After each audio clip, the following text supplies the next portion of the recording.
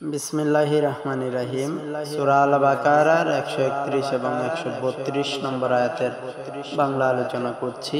ভুল ত্রুটি ক্ষমা দৃষ্টিতে দেখবেন এবং অন্যকে দেখার জন্য ইসলামকে প্রচারের স্বার্থে শেয়ার করুন।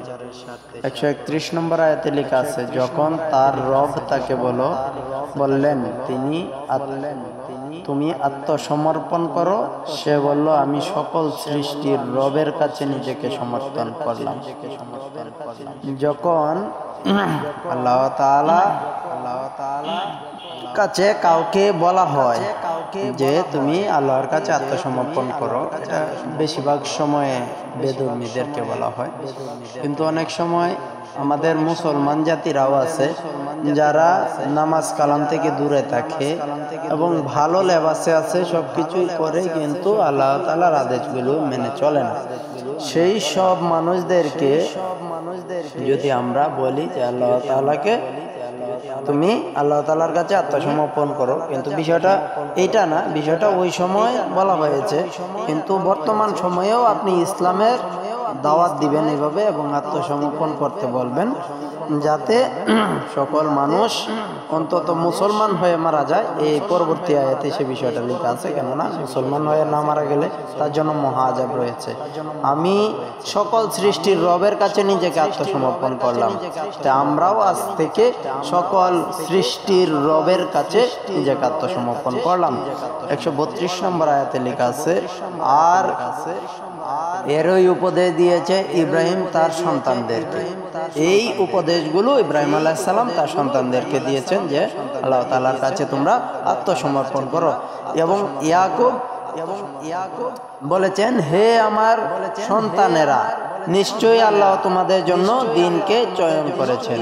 মানে ইয়াকুব আলাইহিস সালাম সন্তানদেরকে যখন শিক্ষা দিচ্ছিলেন তখন বলেছে, হে আমার সন্তানরা, আল্লাহ তাআলা তোমাদের জন্য এই দিনকে মানে নির্দিষ্ট করে দিয়েছেন।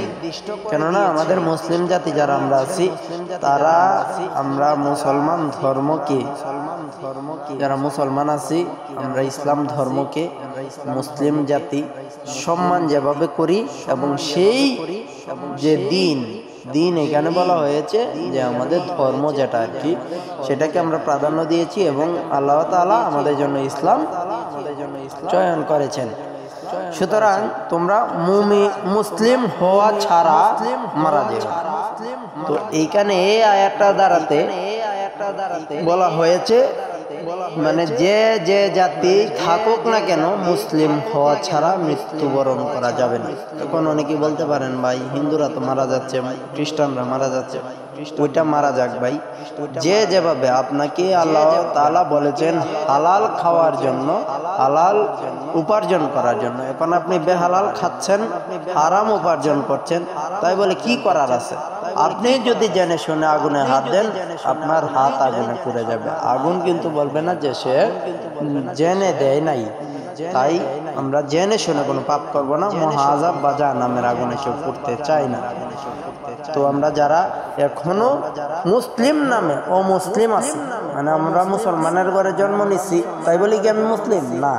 মুসলিম হতে চাইলে আল্লাহর ইবাদত গুলো করতে হবে, সেই সাথে নামাজ কালাম করতে হবে এবং আল্লাহ তাআলার দেওয়া আদেশ নির্দেশগুলো সঠিকভাবে মেনে চলতে হবে।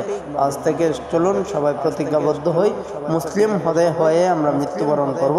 আর মুসলিম হতে চাইলে আল্লাহর আদেশগুলো মেনে চলবো, সেই সাথে 5 ওয়াক্ত নামাজ পড়তে চেষ্টা করবো ইনশাআল্লাহ।